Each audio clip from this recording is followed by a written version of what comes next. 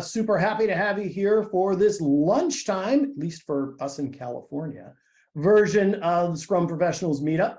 For our speaker, I think it is well into the evening. So our speaker today is Steve Holier, and Betty and I met Steve in 2014 at the Scrum Gathering in New Orleans. It's one of the things I can remember from that gathering. There might have been a lot of partying at that gathering. Anyway. And something I didn't know about Steve is he actually grew up pretty close to New Orleans, although, and he's now in Switzerland. But before he left for Switzerland, he actually helped to create Travelocity. And he described that experience as being an intrapreneur because he was actually at, was it American Airlines, Sabre, I think, which was Sabre Systems, which at that time was still owned by American Airlines.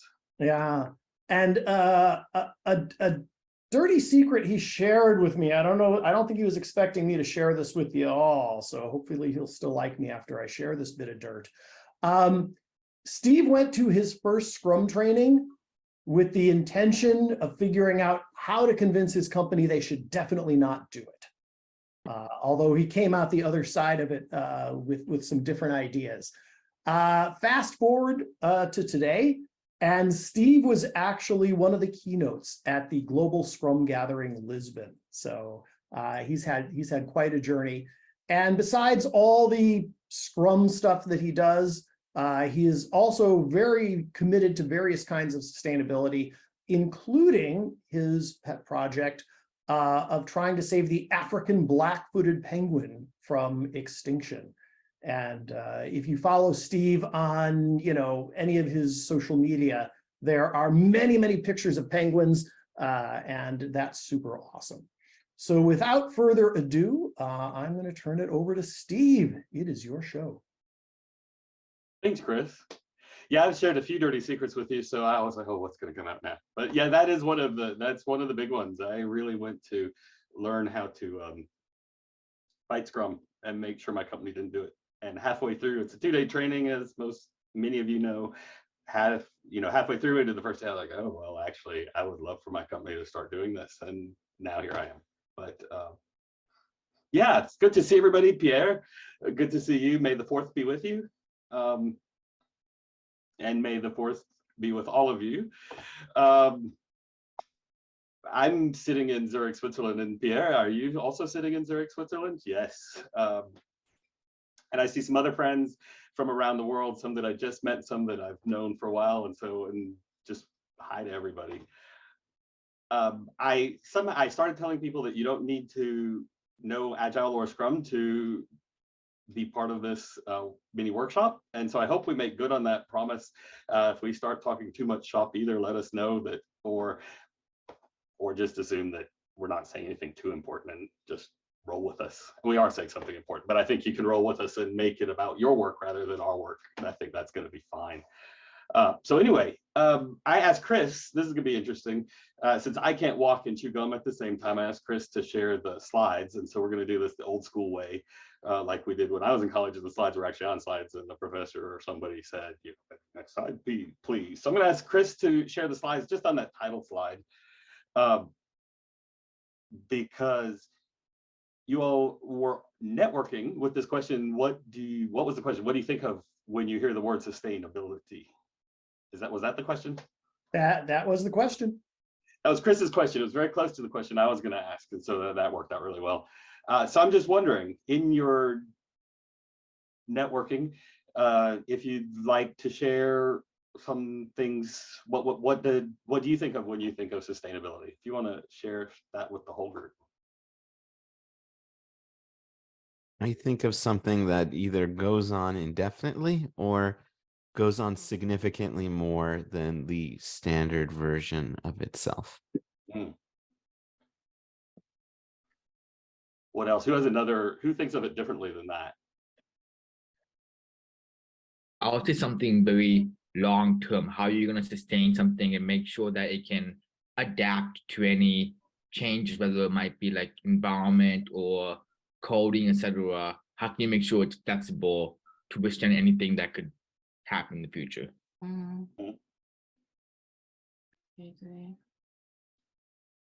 What else did you hear? Somebody thinks of something else, a new definition.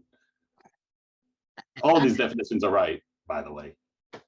I think just based off, it's pretty much off of what both people had said prior, but it's something that can continue into the future.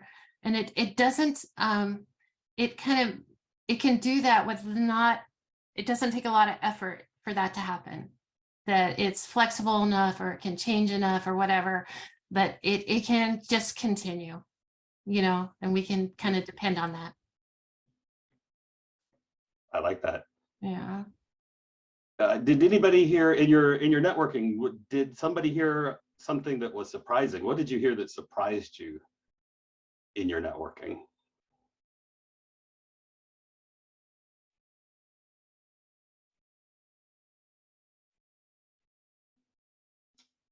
I don't know if it's really surprising, but like one of the things we talked about was having balance. So being able to sustain without having burnout, or being able to maintain those things is something that we talked about. Mm-hmm. That's interesting, because a lot of times in an Agile group, when I'm talking about sustainability, or that's the subject, all of the thinking goes straight to that, what you're saying. Is our working pace sustainable? And there's a historical reason for that, of course. Is our working pace sustainable? What else surprised you, anybody?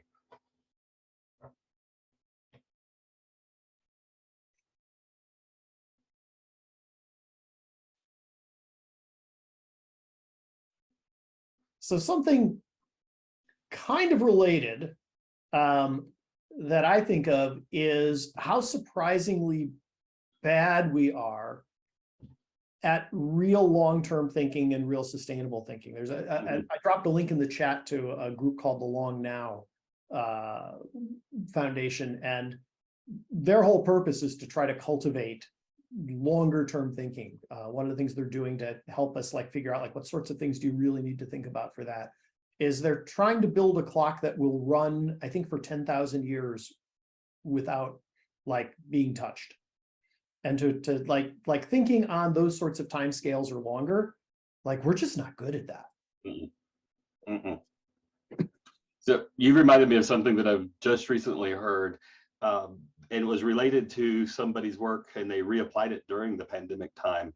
And they said, when you're doing these long-term thinking, you can think of what's going to happen in the next, you can imagine what's going to happen in 3 months. It's probably a lot like what's going to happen now, but you can plan for some things. You can imagine, Ed, you can imagine, it's good to imagine things are going to be like in 10 years. And she was suggesting those are timeframes to think about what's going to happen, because we often think in our work, the 5-year plan. And according to what I read, the 5-year plan isn't so effective, because for us, for studies that she's run, for us, 5 years is not long enough for us to imagine that it's changed significantly. And so we're like, oh yeah, it's gonna be kind of like it is now, but I'll try to plan for it. But when we say 10 years, it's close enough. We can both think, oh, I can imagine that still. It's not so far off, it's unimaginable, but it's also far enough that I realize that in 10 years, the kids could be, I've gone to college, my life is in a different phase, things are changing. So 10 years is a nice time to imagine. We can say, oh, here I can imagine change. And it's still close enough that we can think about it. I don't know. I didn't mean, I wasn't intending to mention that, but you reminded me, and I'm the type of person that says what he gets reminded of. So, yeah, it's interesting. I'm really glad you picked this, Chris, as the networking topic, because I think a lot of times when I'm talking about sustainability, everybody has a different idea of what sustainability is and what it means.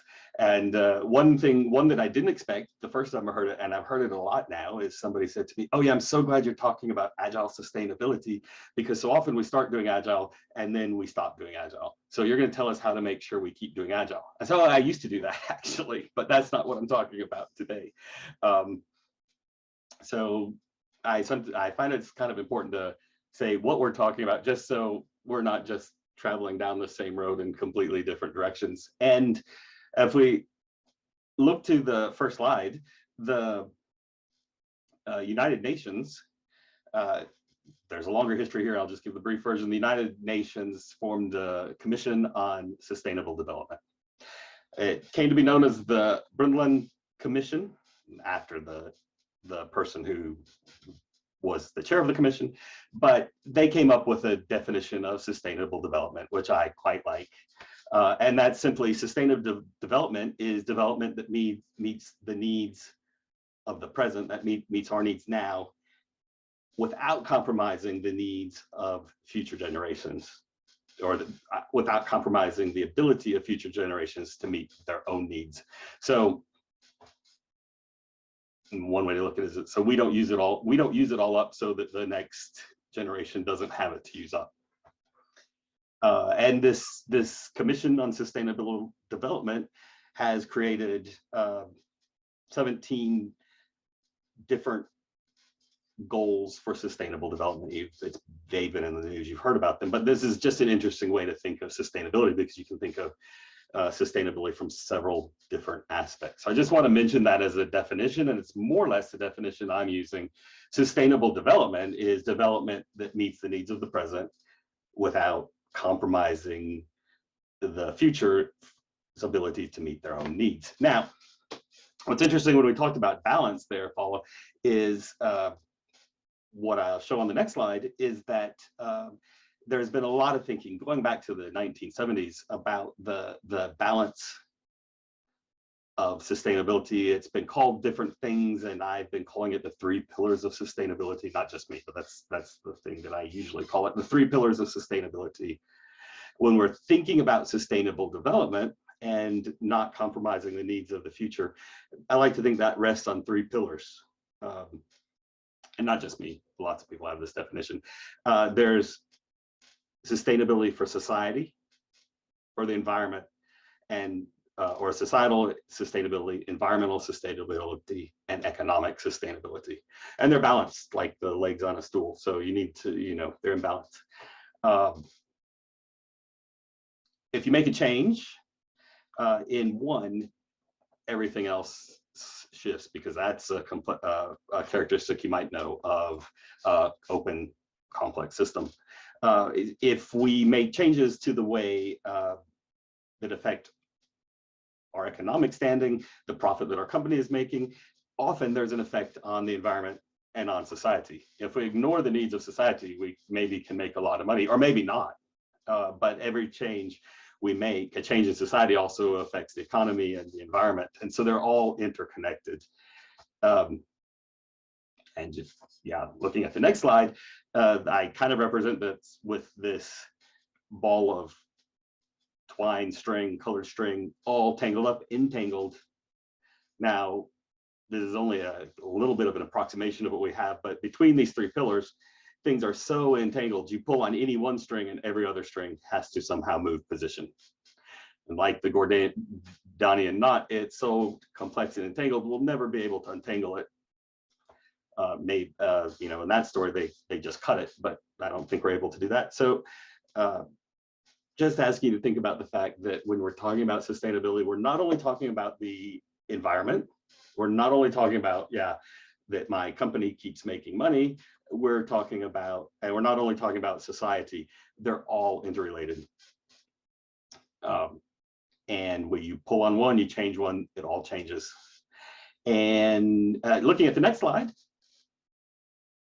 another way to remember that for a long time in different contexts, people have referred this to sustainability as people, planet, and profit. That's a handy way to remember it. Even I can remember that: people, planet, profit. And in the middle, when they're all in balance, it's hard, maybe hard to see on the slide, but when they're all in balance, that's when you have sustainable development. Except I put an X next to profit. And that is because, well, people also refer to these 3 pillars of sustainability as the triple bottom line. So you think of the bottom line of the company, you think of accounting. 70s and in the 80s, people thought, well, if we can find the right accounting formula, we can actually find a way to balance the books so that we achieve balance between people, planet, and profit. Turns out we haven't been very good at that at all. If somebody does figure that out, I mean, that'd be great, but I don't think we are going to figure that out, because it turns out it's really hard to put numbers, the type of numbers you need in accounting. It's hard to put those on people and planet. And even when you do, it's easy to game those numbers. So it turns out we've not been able to really balance the books on a triple bottom line. But we've consistently found that what does tend to achieve balance is when you go to the community, the local community. If you have a multinational company, if that company is in touch and part of the community where they're producing, where they're selling, where they're taking the materials, it does work for sustainability, because the community is close to that and generally is going to help balance that sustainability. And we also often, if you think about many places, we're not in touch with the community. So I'm just going to leave that with you. Getting in touch with the community is a way to help balance with the planet and the profit. But I put an X on profit because actually one of the big thinkers in the triple bottom line really thought this whole idea of three pillars has been really outbalanced in the profit motive. And I read companies, oil companies, investment companies that write about these three pillars, and they always change the formulation that somehow makes the profit higher than the others. It unbalances it with the profit. It doesn't seek balance, it puts the profit first. And so he was about to say we can't have these three pillars because they don't work.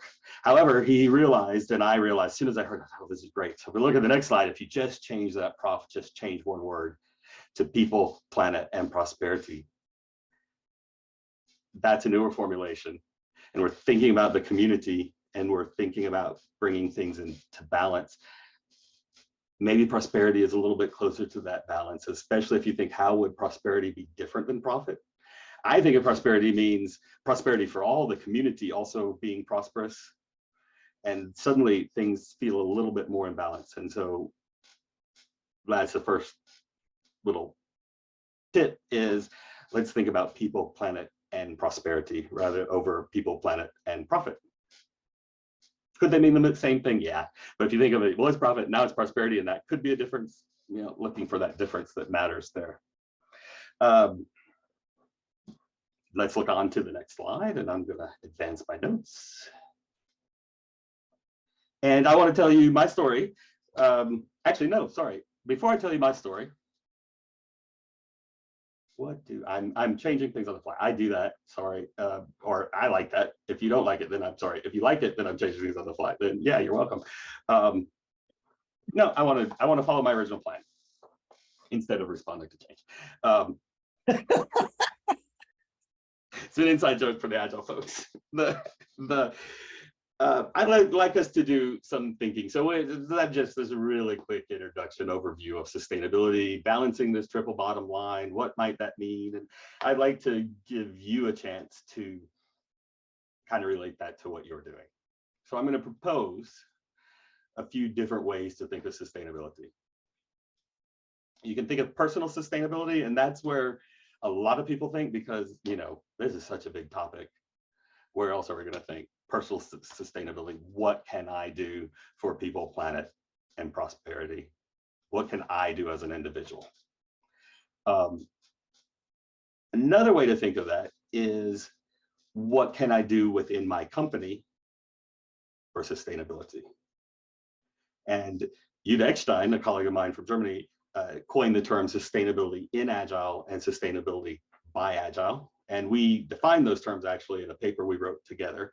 But I'll just give a quick definition. We say sustainability in Agile means using our work as in Agile to work with the people we're working with to be more sustainable for people, planet, and prosperity with what we do. And so for the folks who aren't in, like, what's this whole Agile thing? You can just think of it as sustainability in my work.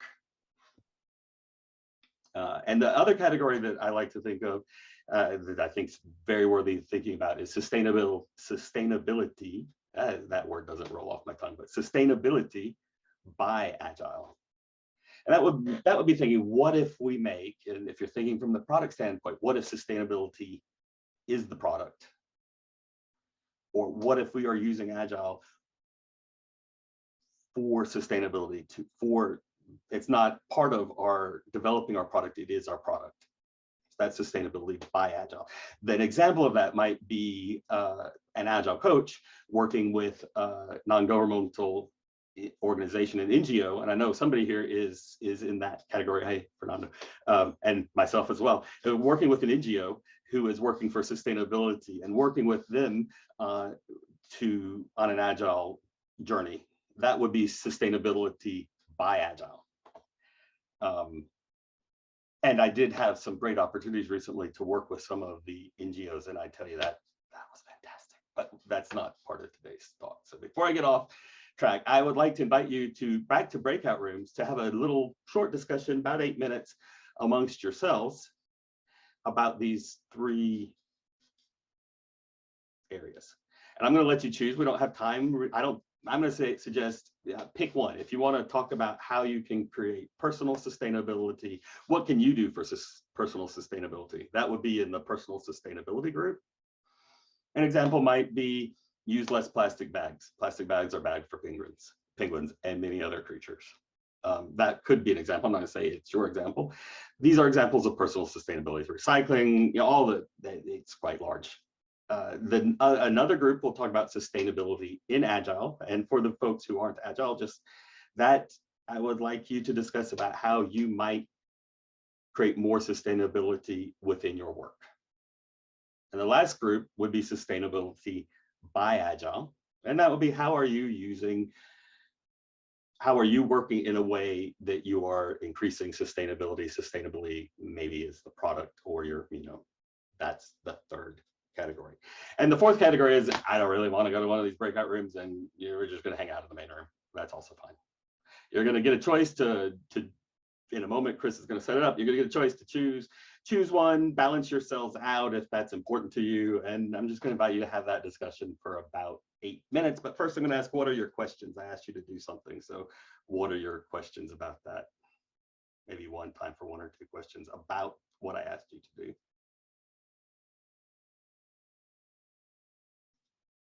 Sounds like you maybe got it. If you don't got it, that's okay. Somebody else got it. And even if you didn't, you can figure something else out and it's going to be great. So I'm going to invite Chris to open those rooms and invite you to the rooms. If you choose to go, if you choose not to go, just stay here. We'll hang out a bit.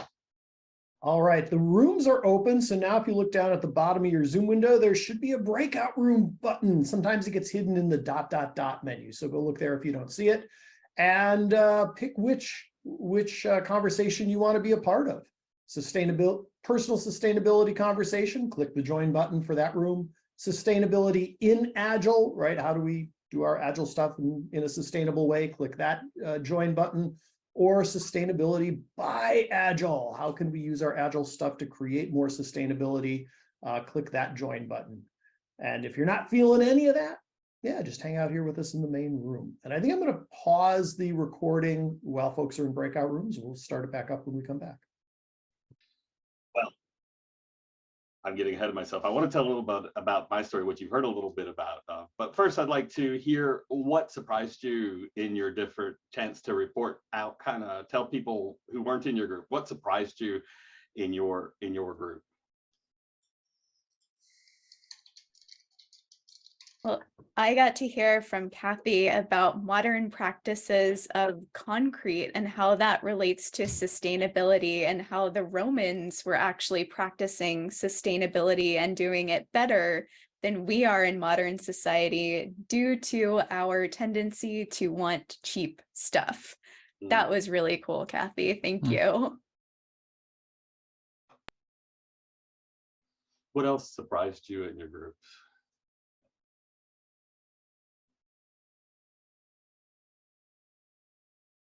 In the personal group, I don't think there were any big ahas.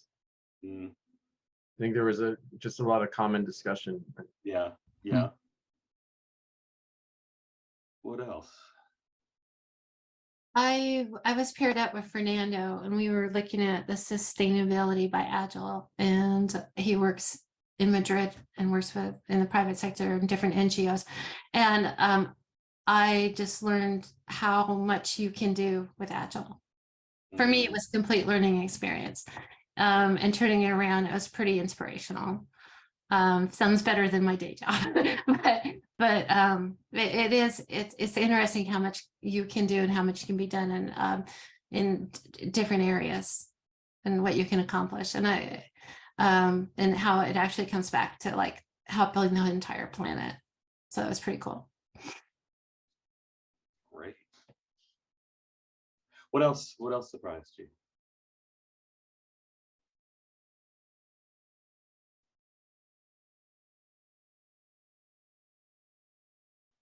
I'll change the question a little bit, although we might not be able to answer the question that I'm about to ask, but or the next question we probably won't be able to answer tonight, but or this afternoon, lunchtime for y'all. In your groups, what did you hear you would like to learn more about? Or what would you like to discover? Might be another way to say that.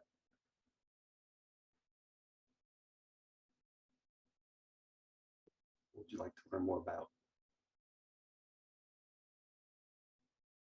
For me, I was going to think of like opportunities in the San Francisco Bay Area. Because I have extensive experience working as a volunteer with nonprofits. And so for me, it'll probably just kick off a little discovery. I could put it.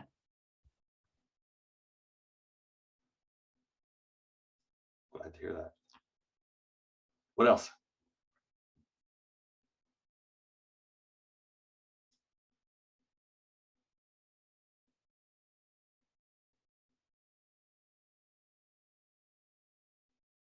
In the personal sustainability front, I'm always interested in good hacks.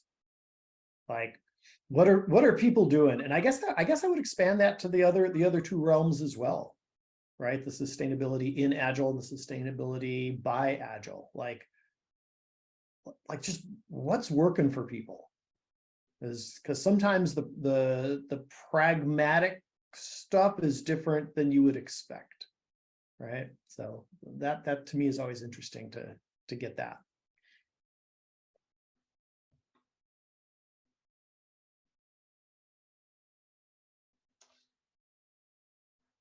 I'd like to I do want to keep collecting those stories, and I'm going to tell you what, I'm going to come back to this at the end, but I didn't prepare a web page for this, but we'll put my email in the chat, and if you email me, then I know that you're interested in having these discussions, and I'll invite you to future discussions about these kind of things.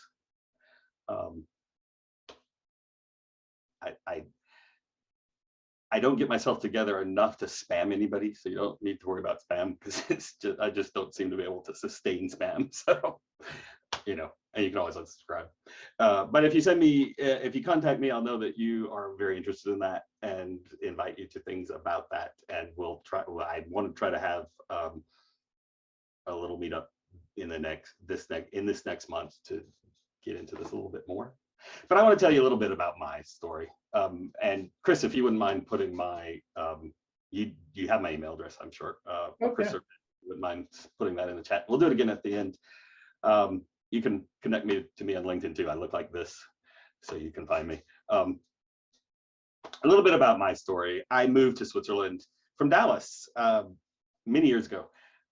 I was working for American Airlines, and more specifically Sabre Systems, and as Chris said, I was on the team that developed Travelocity, and Swissair hired us to bring that technology to the airline, and that's why I came to Switzerland the first time, and eventually didn't want to leave. I tell people I forgot to leave, and so I stayed. And in the question of sustainability, I said, well, I moved from Dallas, where you can't go outside in the summer, it's so hot. Well, I didn't think you could go outside, and so we ran the air conditioner all the time, and we drove a car everywhere, and I moved to Switzerland, where we don't have air conditioner and I don't have a car, and I've done my part for sustainability. And I'm sorry to say, I really thought this way. Anything that came to energy, everything that had to do with being good for the environment, I've done my part. We learn, and because of things that happen in life, two things happened. I went to learn Scrum, just like Chris said, so that I could fight it. And in that first day, I heard this Agile principle, which I'm going to put in the chat if I get the right button. It's Agile principle. Agile processes, the processes we're using and learning in Scrum, promote sustainable development. I'm like, okay, what does that mean? And then we heard that the next part of it, which is the sponsors, developers, and users should be able to maintain a constant pace indefinitely. I'm not even sure that a constant pace indefinitely sounds sustainable on one side, but when we disagree on what those definitions are, it can become really unsustainable too. But anyway, since I worked for a company where we never released a product ever, but we went on lots of long so-called all vacations canceled because we're going to finally release it this time, and we never did. I was just like, mind blown. You can work for a company where people do a sustainable pace. Now later I tried to tell people, I used to call this Agile sustainability was never just about pace, but now we think about it, the way we talked about it, it was just about pace. But why is that? That first part, Agile process promote sustainable development. Still mind blown. Same time, I got to visit South Africa, and that would be the next slide, I guess. I got to, because now I'm going to talk about penguins. I got to visit South Africa. There are penguins, for people who don't know, the zoo in Basel near where I lived. I went in and asked, where are the African penguins? And the lady was very serious, said, there are no penguins in Africa. I said, but there are penguins in Africa. The African black-footed penguin, and I'm here to see them. And they are penguins along South Africa, along the Cape, and in Namibia. That's the only places they are, and it's a unique, it's a only place where this species is. Africa's only penguins, and the only place where this particular species of penguins are South Africa and Namibia. Went to South Africa, loved South Africa, and went back several times. And one thing I heard you need to do when you visit the Cape Town area is go to Boulders Beach, which is the picture on the next slide, is a picture I took there more recently than the first time. This was 2019, not 2005, but this is Boulders Beach. That first time that I visited, I laid on a rock across from the rock you're looking at now and saw all these penguins. This is amazing. You can go swimming with them if you're respectful. We saw someone who wasn't respectful. He got bit. They bite really hard. They gouge out your flesh. Don't, respect them. And I fell asleep. And when I woke up, I was surrounded by penguins because I wasn't chasing them and disrespectful. They wanted, I was like, they wanted to be close to me. I think I was laying on their rock where they sun themselves. They're like, why are you on a rock? But yeah, I woke up and I was surrounded by penguins. Yeah, wow. And all these, just kind of seeing these birds that very special, and they're looking at me in this very sweet way where they're twisting their head back and forth. Okay, except that's not sweet. That means you're too close and I'm threatened by you. I've learned that later. So if you go to have this visit and they're sweetly looking like this, they're actually asking you to please back up. They have eyes on both sides of their head, but not. So they have to kind of turn their head to be able, they're like, I'm worried about this person. So that means I'm watching you. It doesn't mean I'm being cute. I'm watching you. That's what it means for a penguin. Time went on. I went to South Africa more. There's much more of the story that we can't tell tonight. But if you watch that Netflix series, there's a picture of that on the next slide. There's a Netflix reality series called Penguin Town, where penguins act like the Kardashians. It's all filmed right where I'm talking about. So you can go there. What you don't see, however, on that series, they do tell you, but they really don't emphasize the fact that, well, in 2019, I heard that if things don't change, we've got 15 years, and I always tear up. We've got 15 years, and they will be gone forever because of the numbers are decreasing. Things have changed in the system. We actually destroyed their system half a century to a century ago in an unsustainable way. We can never recover their system. There's what you're seeing in Penguin Town. That's not their original town. I'm getting ahead of my story. That's actually a sign of a system in collapse. And I got ahead of my story because actually what I wanted to show you is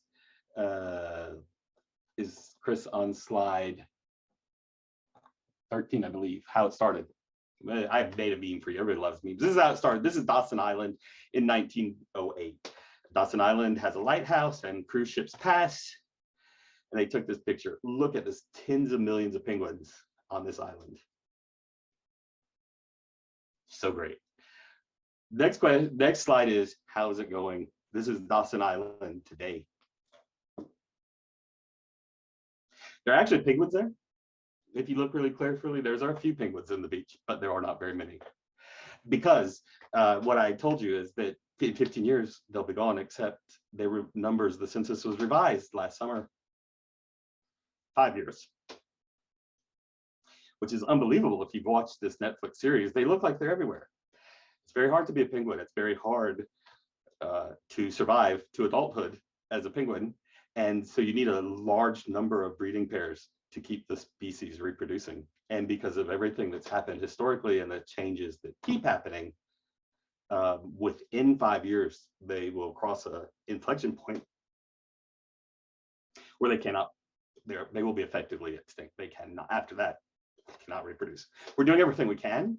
I work with an aquarium in South Africa who has aquarium penguins that are kind of tame because they're in an aquarium, except they're not. Unlike many aquariums, they are doing everything they can to keep them as close to wild state as possible in case we need to re-release them. We're trying there's many other things going on, so we don't think we'll have to release Ioba in those birds, or we wouldn't release Ioba. Ioba's my favorite. We do it for Ioba. But Ioba's children maybe end up being re-released to populate the species, but we're not able to count on that. So I would say on the next slide, well, yeah, there's the two together. And the next slide, this is an emergency. And so I would like to know what to do. And we're really running really close to time, but in my work, I'm also familiar with one thing we say we do with Scrum and Agile and our other work. I don't know how well we actually do it, but we have been claiming that we've learned to work with complexity in the complex adaptive system, which I showed you. People, planet, and prosperity, it's like this ball of string and you pull one string and all the other strings move. That's a complexity. And we talk about open complex adaptive systems. And I'll just ask you to take my word for it so we don't go on for an hour and lecture on complexity. But in our companies, we kind of draw a box around the system and say, this is the box that we're looking at. Well, that's a closed system. We just closed it with that box. And open, in reality, when you're dealing with these environmental issues, when you're dealing with South African penguins, you're dealing with the entire, that is an open system, everything we know. Something that happens in plastic that's dumped in Australia finds its way to the beaches where the penguins are nesting in South Africa. It's all connected. And that leads us, I call it wicked complexity.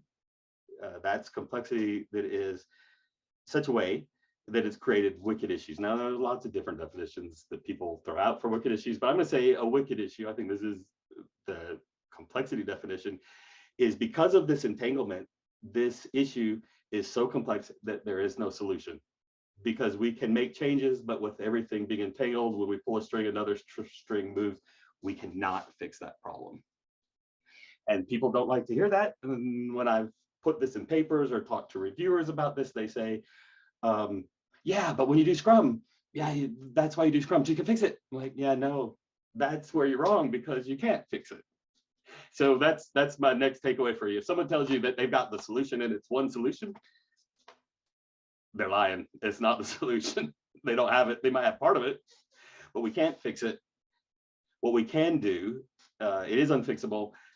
What we can do is we're looking for whatever we do, it's getting better and not worse. Now, maybe I'm gonna even I hate to say it's totally unfixable, so I'm gonna say we're planting trees that we will never see. Perhaps if we start now, that someday far in the future, something quite like a fix, but you know, we can never replace the environment that we destroyed for the South African penguins. So it's just going to have to be better instead of fixed. And one thing that we've learned, and you're going to recognize this maybe as a retrospective pattern, but I'm going to go a little bit deeper, the adaptive action cycle. In these kind of complex situations, according to the human systems dynamics, which is the type of complexity I practice, you have an adaptive action cycle. You're asking yourself, what is this? What do I observe? So what? So what does that mean? And now what one thing can I do about it? Do it. And then immediately ask yourself again, what do I see? So what does it mean? Now what can I change? And doing that over repeatedly and different scales, from every few minutes to every release to every every sprint, just all the time, for a little piece of the situation and a huge piece of the situation. What? So what? Now what? And that's just a very short introduction to adaptive action. But if you're an Agile Scrum practitioner and you know the retrospective framework, you kind of recognize data gathering. Data gathering, making inferences, and hypotheses, making hypotheses, coming to action, because Diana and Esther didn't know adaptive action when they created the cycle. They've learned it since, and they're like, oh yeah, we were doing the same thing. We recognized it, adaptive action is built in. That's what I'm trying to say. So I'm very out of time, but let's move to the next slide. And I'm speeding up, going fast. That's the only way you can deal with this tangled up ball of string, is when you pull a string, it changes all the other strings, but then you ask yourself again, what have I got now? So what does it mean? Now what am I going to do? And that's also how, did I make it better or did I make it worse? The unintended consequences when you go to this new kind of concrete, leave the Roman concrete to was it Piedmont concrete?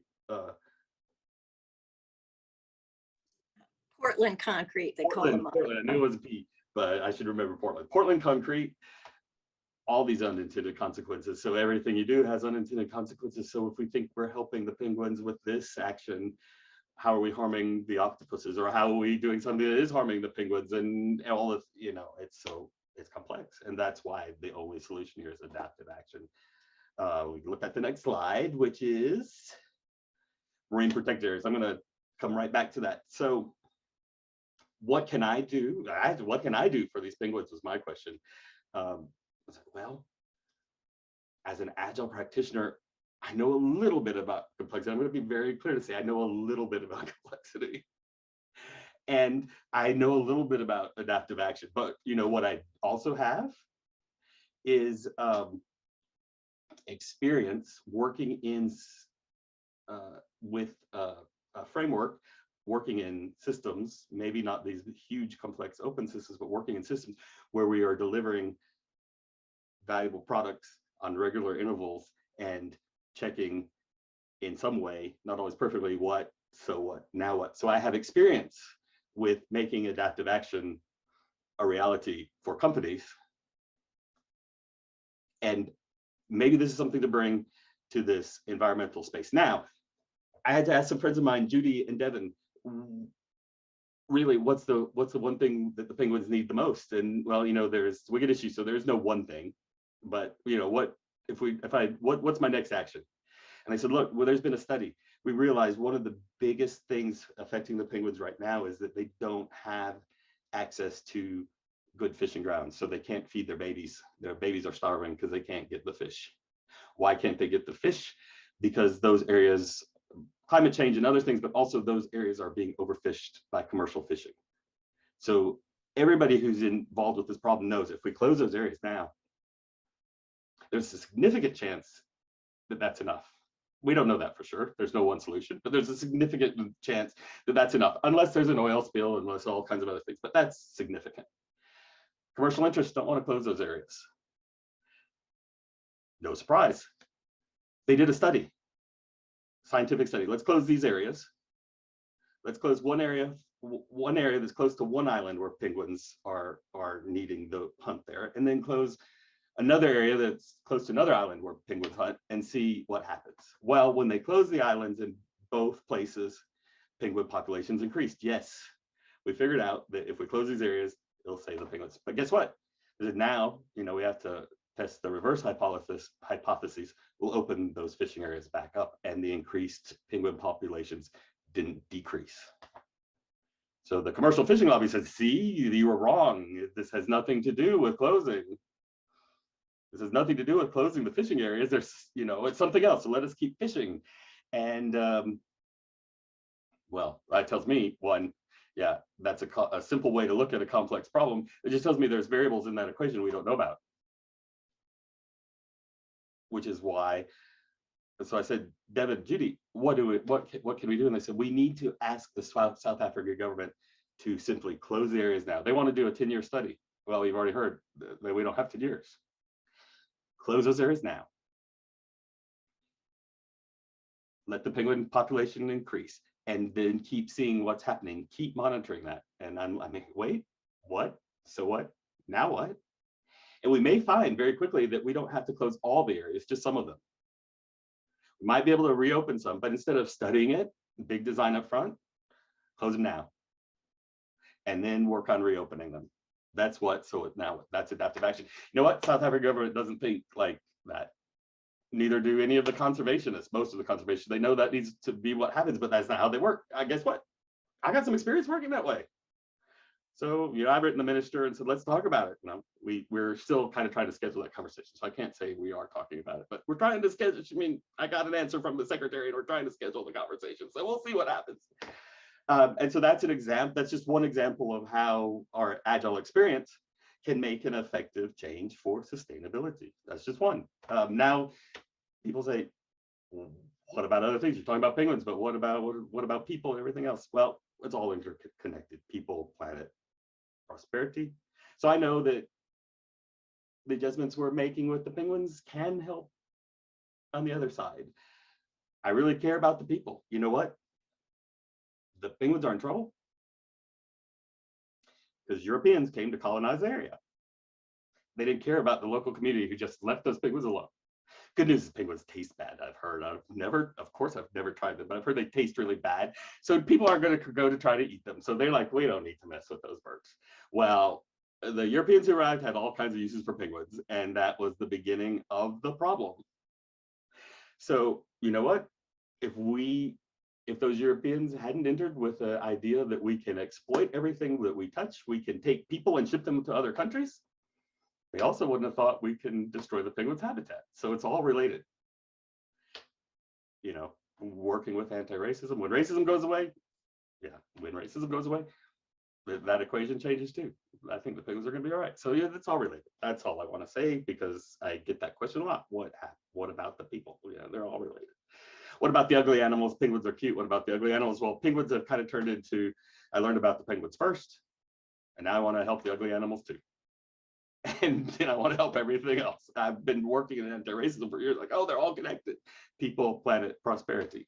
So that's where we are. Let's what do we've got to go?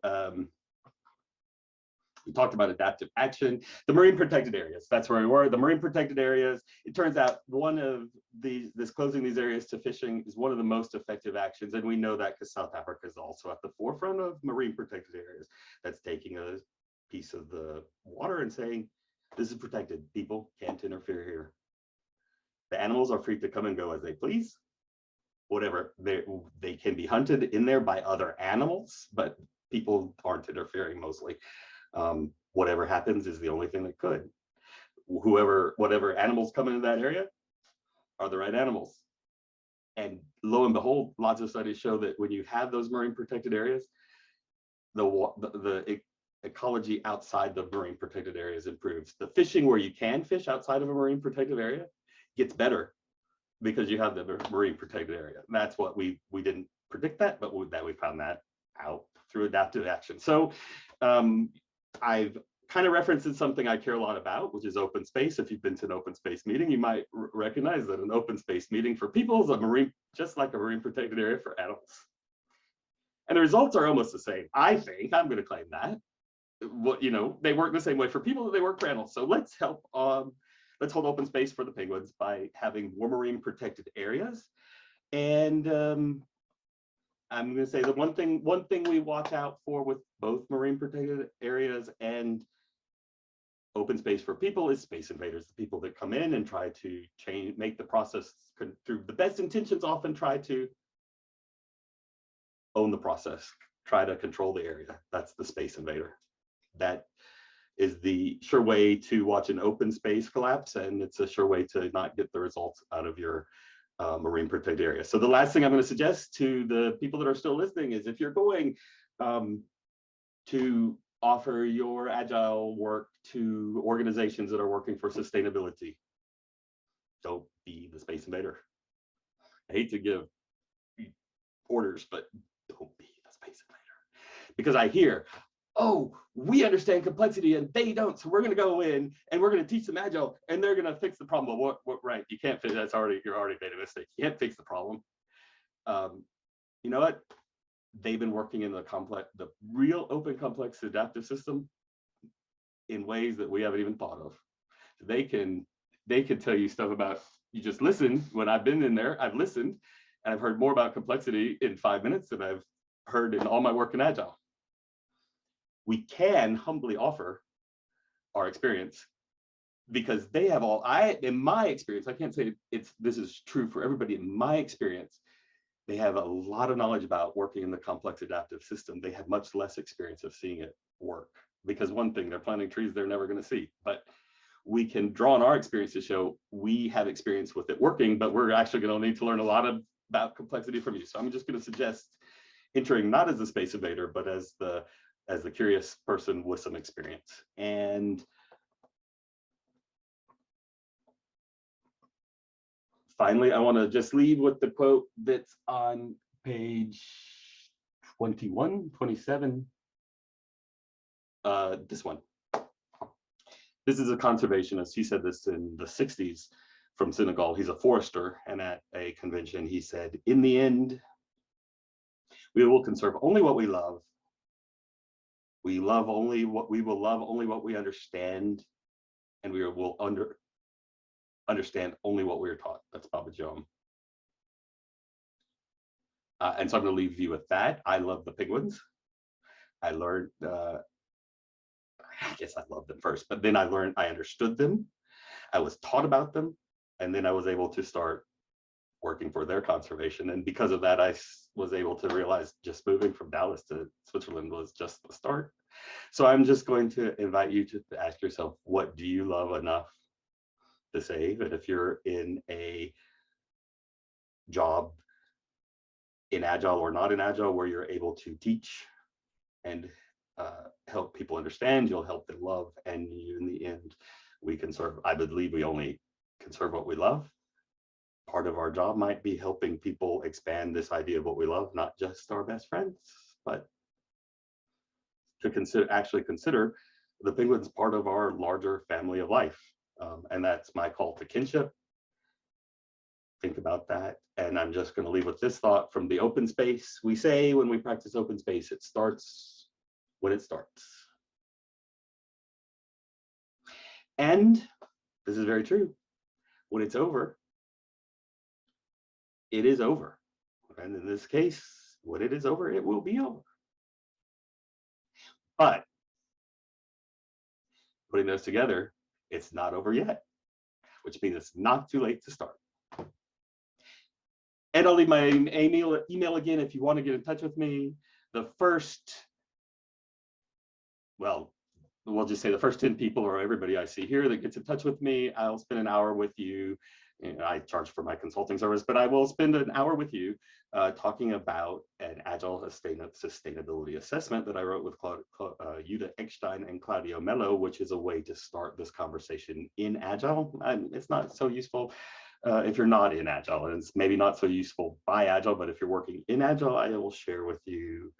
Well, I'll share, everybody emails me, I'll share the information about that assessment, and I'll talk to the first 10 or you all, or how that works out for an hour about using that assessment or helping you use it the first time, or however that works. We'll do that. And yeah, well, I went over, that's always how I am.